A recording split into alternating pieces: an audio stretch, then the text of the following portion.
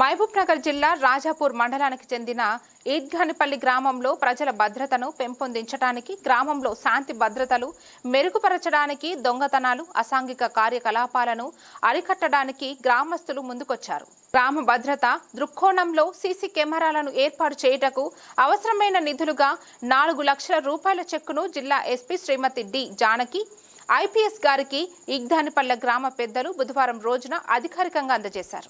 ఈ కార్యక్రమంలో Jadcherla rural CI Nagarjuna Goud, Rajapur SI Shivananda Goud, గ్రామ ప్రముఖులు టి పంబాక్షరి, నరేంద్ర రెడ్డి, బాలగౌడ్, శ్రీనివాసులు, జగన్మోహన్ రెడ్డి, రఘువీర రెడ్డి, శేఖర్ గౌడ్, వెంకటేశ్వర రెడ్డి, రవి, శివకుమార్, జంగయ్య, కృష్ణయ్య, శేఖర్ గౌడ్, కె రాములు, మల్లేష్, గణేష్, రమేష్ గౌడ్ తదితరులు పాల్గొన్నారు. ఈ సందర్భంగా మాట్లాడిన జిల్లా ఎస్పీ డి జానకి గారు గ్రామస్తులు ఈ ప్రయత్నాన్ని ఎంతో ప్రశంసించారు. ప్రజల భాగస్వామ్యంతో అభివృద్ధి సాధ్యం. గ్రామ భద్రత కోసం ప్రజలే స్వయంగా ముందుకొచ్చి నిధులు సమకూర్చడం అభినందనీయం. ఇది ఇతర గ్రామాలకు కూడా ఆదర్శంగా నిలుస్తుంది అని ఆమె పేర్కొన్నారు.